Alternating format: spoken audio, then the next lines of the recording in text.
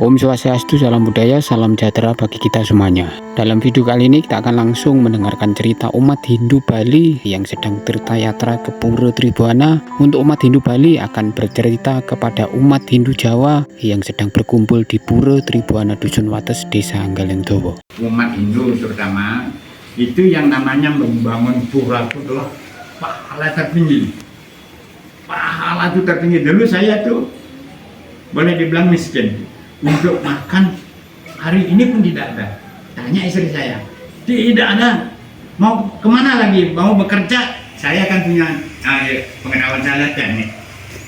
Teknik dengan teknik dulu sekadang dalopeng nyawa dapat uang. Kita cari kerjaan, mau jadi tukang pembantu tukang, tidak dapat. Nah itu dalam berada saya di titik nadir. Tapi dengan semangat saya, karena saya bisa rajin, misalnya tuh. Kalau kita bilang berarti yang berada rezeki pun kayaknya nama swakal kan. Tapi begitulah kenyataannya. Akhirnya saya ke Gajah Rejo pertama. Di Gajah Rejo itu purunya besar, tapi pelinggihnya kalau di Bali pelinggihnya di Tegalan itu. Bukan pada sana. Akhirnya setelah saya dharma wacana sama umat di sana, ini purunya jelek. Terkejut ratusan orang dari balik gunung datang ke sana dulu. Cuman taksunya yang luar biasa. Beliau itu memang bukan tugas beliau untuk melindungi umat. Jadi bukan tugas beliau untuk menjaga umat. Yang namanya Betara Bot itu dalam pelindung tara itu udah manusia. Beliaulah yang melindungi manusia. Itu bukan tugas beliau. Akhirnya yang dikurani sepantasnya pada sana. Sore ini 2-3 orang datang ke Bali. Saya siapkan pada sana besok bawa ke sini.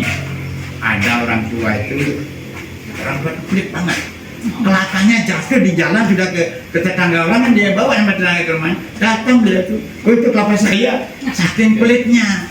Begitu saya waktu dharma wacana sana, orang-orang pada terharu, pada nangis. Kenapa orang-orang pada nangis? Bapak itu ngomong, ini bapak ini tidak ada hubungan keluarga sama kita di sini, dilihat pura kita itu tidak pas. Akhirnya beliau menyumbangkan kami sana 2-3 orang harus datang ke Bali malam ini, nanti ongkosnya akan dibayar. Saya bilang, saya memang bilang itu. Karena ya kalau begitu orang jauh aja, orang tidak ada hubungan sama keluarga, dia mau silahkan tanah saya ukur udah pakai kur. Akhirnya saat itu kita pulling pedanda, langsung nyukat, dikasih udah tanahnya besar, dan gitu puranya padu raksa belum ada, saya bawakan lagi ke Bali. Akhirnya sampai selesai. Nah sejak itulah rezeki saya besar. Sejak itu rezeki saya tanya ini seminggu saya dapat kerja 76 juta, terus mengalir bagaikan sungai, air sungai mengalir, bisa saya beli tanah, di tanah airnya bisa memberikan hotel, bisa sekarang ada villa. Nah itu villa itu mohon maaf satu harinya itu 17 juta udah laku untuk satu kamar. Nah itu berkat ini kita ngajak di mana bukan di Sidang Gajah Rejo aja, dimanapun Jawa, di Malang, di Blitar, di mana mungkin ini adik ini kita tahu, di mana kita melakukan sama adik saya, kemana pun ada umat yang memerlukan kita datang sana. Cuma ya kalau kita dari yayasan begitu spontanitas, sekarang ini kan saya tidak tahu. Ya adik saya yang ngasih tahu. Kanda ini gini, lapor pada saya share. Akhirnya beliau ini gencar. Dan itu kita tidak tahu, padahal dari dulu saya ingin ke Jombang, dari dulu. Karena berkata adik Artin ini ya kita bisa tahu namanya Jombang seperti ini. Nah itu sedikit ada di seloka kita Hindu ya, maaf yang ini di Hindu. Terutama besarnya ada adik-adik kita di sana yang bisa banget. Saya bercerita di mana ada seorang yang jahat, ada dalam kitab itu, seorang anak penjahat, setiap hari kerjanya membunuh aja cari hewan itu, berburu, kan jahat itu. Nah itu dia, dari itu suatu hari dia kelelahan, ingin duduk saking capeknya, ada padmesan sana, dibersihkanlah padmesan begini kan. Tapi pakai tangannya, dia tidak ada niat untuk membersihkan, hanya membersihkan aja ini, terus dia duduk, dia tidak kotor pantatnya mungkin, dia duduk. Nah gitu saat dia meninggal, datanglah Sang Suratmo, tahu Sang Suratmo ternyata ya. Nah, Sang Suratmo datang, dia mau dihukum. Wah ini kamu jahat, panjat sekali membunuh. Datanglah Dewa Wisnu, datang jangan dihukum dia. Oh ini banyak hukumnya nih, banyak sekali ini, lihat ini. Ya karena dia itu orang saya dan boleh dihukum. Dan itu nanti kalau anak-anak mungkin bapak-bapak silakan ceritakan pada anak-anak, kita menanamkan dia itu berbakti kepada leluhur kita, kepada Tuhan. Nah di sana di pertempuran antara Wisnu dan Samsuratma. Ya jelas Samsuratma kalah. Karena kamu tidak boleh ganggu. Ini orang saya, dia harus tinggal di Swargaloka. Jadi di Wisnu Loka. Nah begitulah jalan itu. Padahal dia tidak sengaja berbuat baik, padahal dia jahat. Nah kejahatannya itu dihapus. Apalagi sekarang bisa membangun pura sebesar ini, beliau sebesar ini, luar biasa. Saya salut. Untuk itu saya salut. Saya pun datang sini membawa sedikit, tidak banyak, karena saya spontanitas dikejar-kejar sama ada cepet di sini ya. Nah, kita, kalau mungkin mau tunggu berapa mungkin kita bisa kan. Sebab sebelum beliau meminta sesuatu, saya sudah memberikan 4 buah genta pada pemangku di Malang. Hari ini kan saya bawa genta juga, Gedayan, suaranya bagus itu.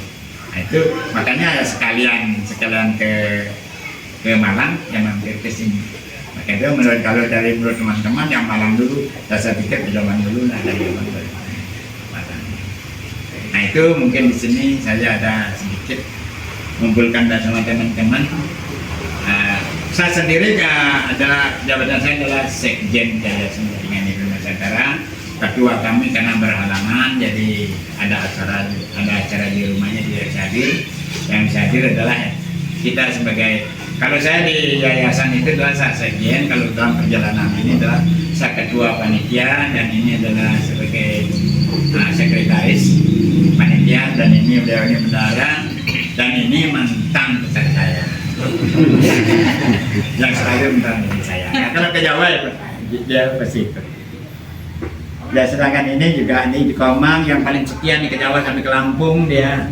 Dulu waktu Bali Nuraga sibuk di Lampung ya juga Lampung. Dan bisa memberi bantuan sampai ke Lombok, kemana ada umat, sampai Maluku kita bisa bantu.